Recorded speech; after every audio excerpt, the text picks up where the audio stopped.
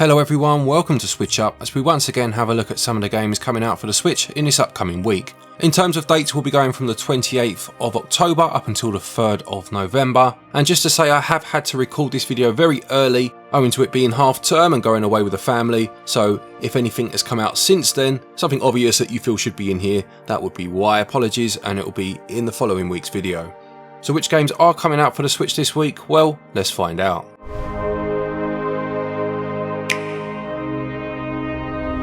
Let's start with a game from the sponsor of today's video and their upcoming release for the Switch, One Night Burlesque.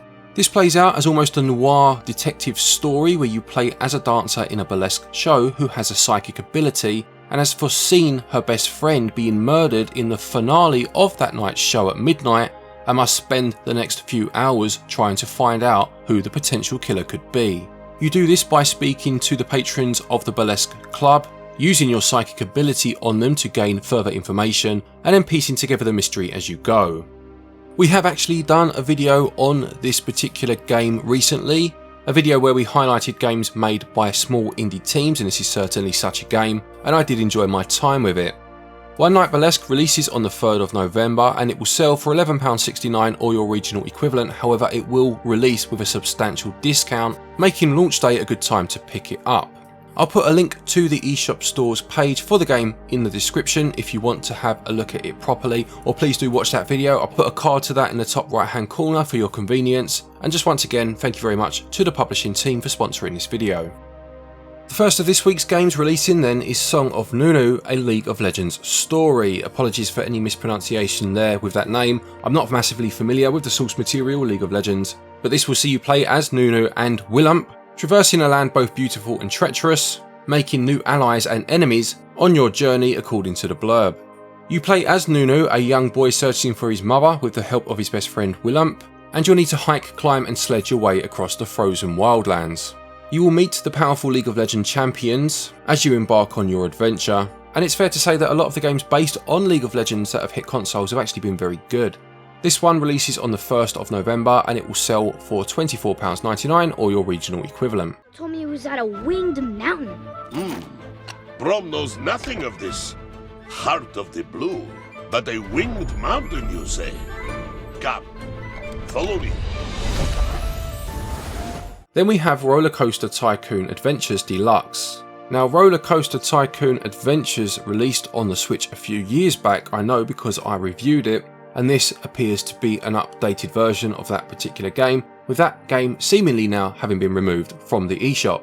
It says here you will find 80 new rides and attractions, which brings the total amount available up to 200. It promises a new modernised interface, making it easier to build your park, and you can use terrain from 4 environments, including alpine mountains, desert canyons, jungle tropics, and a lunar moonscape. There is an adventure mode, a scenario mode, and a sandbox mode, and you can build 7 kinds of different roller coasters. I seem to remember my biggest problem with this game when I reviewed it, the non-deluxe version if you like, was the fact that you could just build anything, anywhere, which kind of took away for me the whole point of such a simulation game being space management. Hopefully that's something they've fixed for this deluxe version. Anyway, this one is also out on the 1st and it will cost £35.99.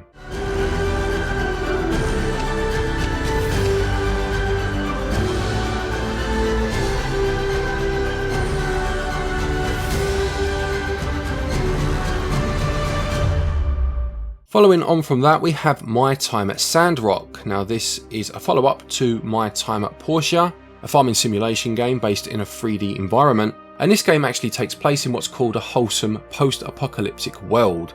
It describes itself as an adventure RPG, set 300 years after the day of calamity destroyed most modern technologies, and you travel to the desert community of Sandrock to take on the role of a fledgling builder. It promises over 60 hours of adventure with a deep story, side quests and rich character backstories, numerous activities to engage in, including romancing with the NPCs. You can build your own workshop, craft hundreds of items and decorate your home, as well as discovering treasure, relics and resources to help you along the way. It goes on to say that there will be a multiplayer adventure included, but this will come after launch as a free update, and it will be interesting to see how this builds on the promise of Portia, especially with that more interesting setting it goes for this time round. it's going to cost £30.59 or your regional equivalent when it releases on the 2nd.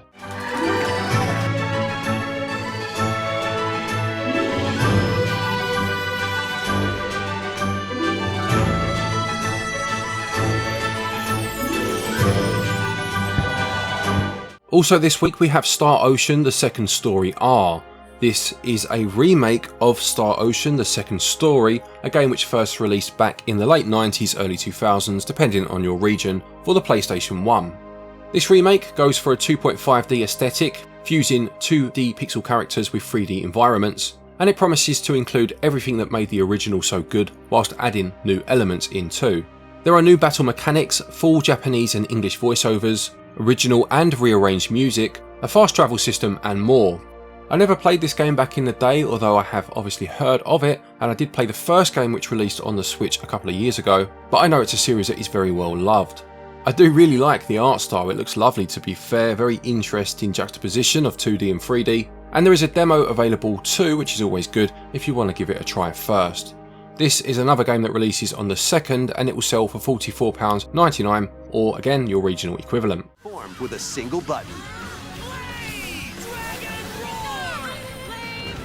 New combat features in this remake include stunning enemies with chain attacks and having allies not in your... The next game is FX Unit Yuki The Henshin Engine. This is a modern 2D platformer but obviously done in the style of a retro game, and is based on the webcomic series by Sarumaru. It promises a mixture of both platforming and shooting, with the shooting sections, judging by the trailer at least, looking a little like the Cotton games, and it says there are 8 levels of hardcore retro action with power-ups, varying stage types, and multiple endings to try and achieve. This is published by Pixel Heart, who do have some good pixel style games on their resume on the Switch, and it will release on the 2nd for £8.09.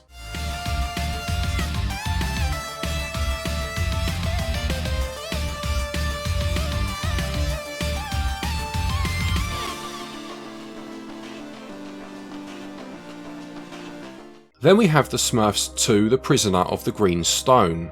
This is a 3D platform game based on the Franco-Belgian comic series, obviously the Smurfs, and sees you needing to liberate the village of the Smurfs from the grip of the Green Stone. Handy Smurf has created a revolutionary invention, the Smurfomix, but needs one final ingredient to get it to work, being the Green Stone, which is currently in the clutches of Gargamel. A fatal misstep causes it to explode and its fragments scatter throughout the cursed land, and you'll lead a crack team of 4 Smurfs who must adventure through various teleports to find the fragments.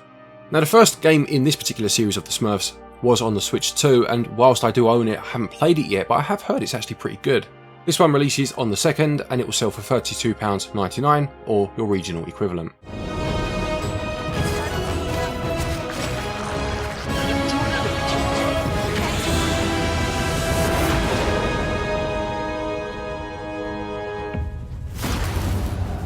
Following on from that then we have Warioware Move It. The popular Warioware series is back then, and you'll need to strike poses with a multitude of motion-based microgames in this brand new entry.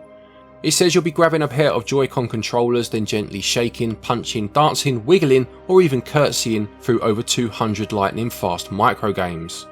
A second player can use another set of joycon to join the fun, or it says up to 4 players can play each with one joycon controller in the game's party mode.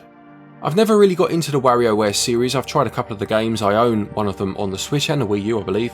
But maybe I'm just getting too old these days to keep wiggling myself about, I don't know. But anyway, this one is out on the 3rd and it will sell for £39.99. Up to 4 players can live it up across various mini-games in party mode. For example, this dicey board game is going to keep you on your toes. Get your body moving. The penultimate game for the week is Dreamworks All-Star Kart Racing. It seems as if the Dreamworks characters are going to join the fray in terms of how many licensed kart racers we have these days, and you'll be racing on 20 different Dreamworks themed tracks, including Shrek's Swamp, New York City Zoo from Madagascar, as well as others. There are 20 characters from the Dreamworks universe, including Shrek, Puss in Boots, Astrid, Boss Baby, and more, with the Trolls, apparently another Dreamworks property, being the hosts for each of the race. You can hit magical switches on the tracks to uncover hidden shortcuts, and there is both online and split screen local multiplayer available. This game also releases on the 3rd and it will sell for £34.99 or your regional equivalent. And the final game for the week then, we have Ebenezer and the Invisible World. This calls itself a story-rich 2D Metroid adventure with a hand-drawn art style, and it is a reimagination of Charles Dickens' classic A Christmas Carol. You'll join Ebenezer Scrooge and a team of spectral allies as they battle to save London from the clutches of the wealthy industrialist Caspar Malthus. You'll meet and unlock the powerful ghosts, each with their own stories and quests to complete, and they lend their powers to Ebenezer on his adventure. It's set in a Victorian era London with multiple regions of the city to uncover, and you'll traverse the world in what it calls extraordinary ways with the help of the movement ghosts. As well as this, you'll be collecting materials such as ether, iron and mugwort to unlock new items and abilities. Certainly an interesting idea for a story. I didn't for a second think when I read the name Ebenezer in the title it was relating to Scrooge, but the idea of the ghosts each having a power is an interesting one for sure. This is the final game for the week then, releasing on the 3rd, and it will sell for £17.99 or your regional equivalent.